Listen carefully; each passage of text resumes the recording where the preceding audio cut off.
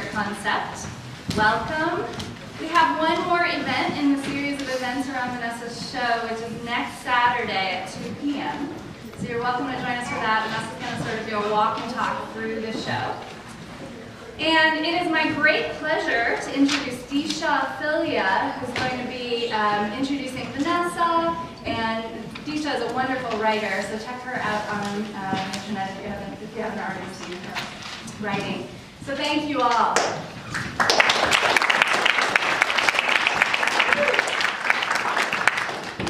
Hello. On January 18th, Vanessa put out an open call for ingredients. She said she was writing poem prayers. And since that day, she's received 29 requests from around the United States and Europe. The ingredients included at least 1, a name to focus the poem prayer on, 2, a color, 3, a power or purpose that will be activated upon the hearing. So you all should have received a small program. If you are the focus of one of tonight's poem prayers and you'd like to be on stage with Vanessa while she performs, we ask that you take this seat as quickly as you can in between readings, so following the sheet. Vanessa will read each poem prayer back to back. At the end of the last poem, she will take 3 questions that anyone may have about the process. Please note that there is a beautiful little artist notebook that accompanies this exhibition, and Vanessa will be available to sign copies of the book, which can be purchased downstairs. Thank you.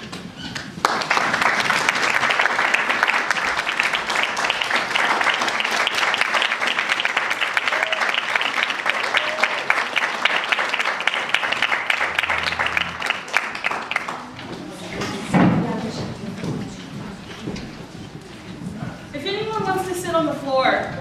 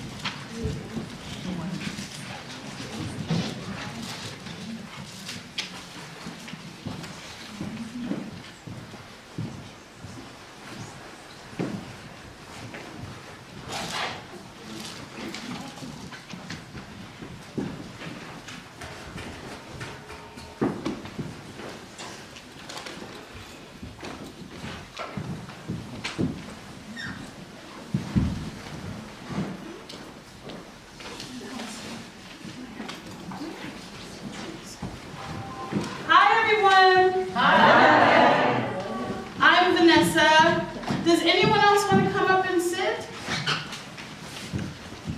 Okay. I call myself a citizen artist. I am deeply interested in what happens if you do what you love, and what happens if you lend your soul with as much courage as possible to your ideas and to that which you want to create.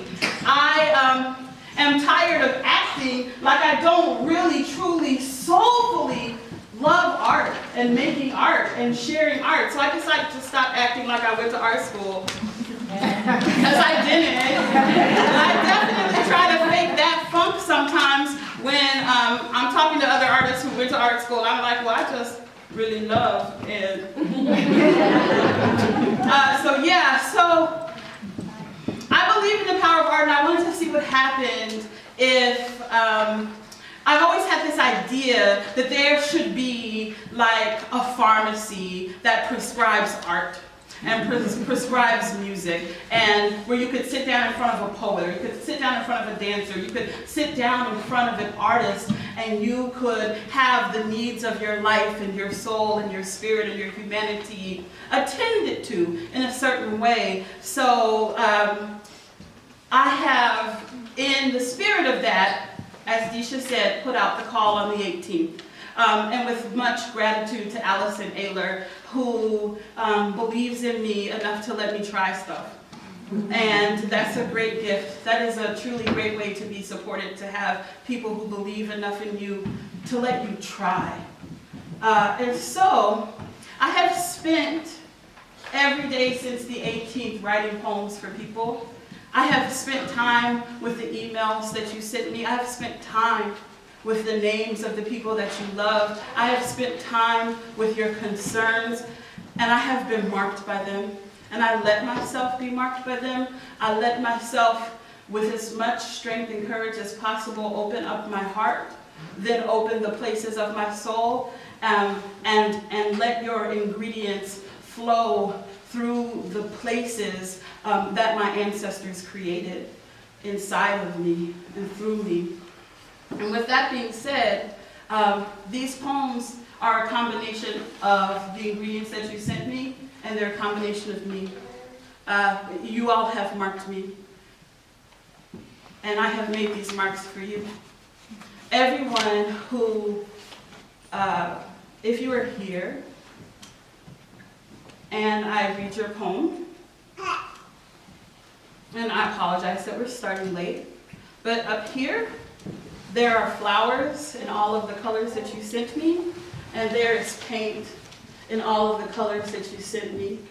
And as I read your poem, at the end, if you come and you choose to sit, then you will also come here into this paint, and you can mark my heart. You can mark the heart on my sleeve, so that as you leave here with the marks that I made, I will also leave physically imprinted with the colors of your prayers.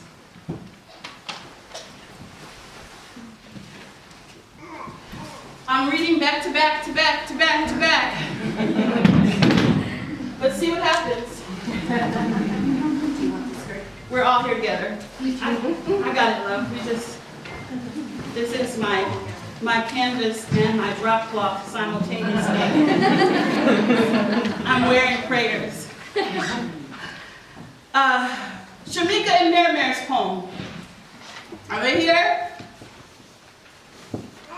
So I then, since they're not here, I'm gonna ask a black woman in the audience at the end of the poem to come up, and you can mark me with color. Love poem for two black women in love. We were not supposed to do this, to be here, to love here, to stand up inside of all of this grace, our black winged hands free and riding the sky. We were not supposed to reach to caress a high brown cheekbone and sigh in open admiration of our own purple, red bone, black, brown, high, yellow visibility.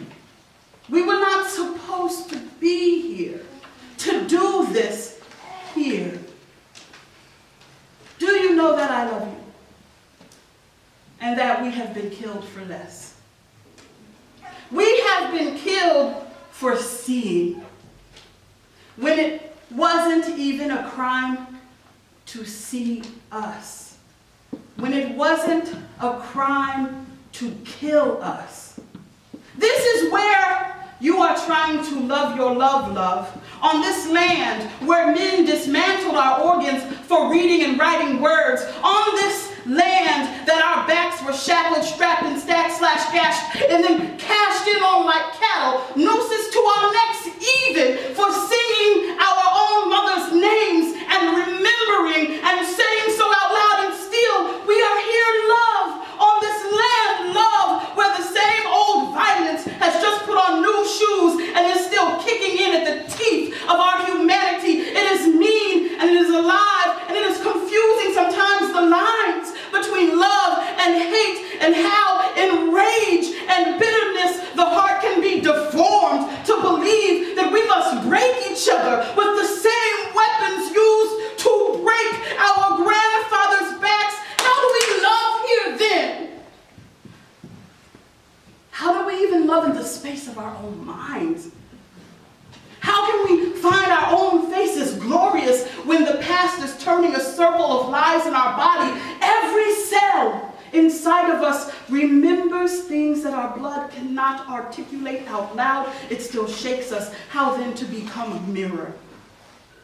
How to be a black woman, loving another black woman, when everywhere, in everything, on screens, in streets, in magazines, on the radio, even when little black girls go missing, politics and policy tells us that we're not worth finding or fighting for, that we are worthless, stupid, ugly, won't ever find love. The algorithms run against us. Don't be fooled by eHarmony or Instagram. It costs a lot to love here, to love in the face of it all this loving you have here. It is real and it is true and it is the most potent medicine available to humankind. In fact, our love is a radical act of resistance to not only have refused invisibility, but to insist on loving that which they tried to convince us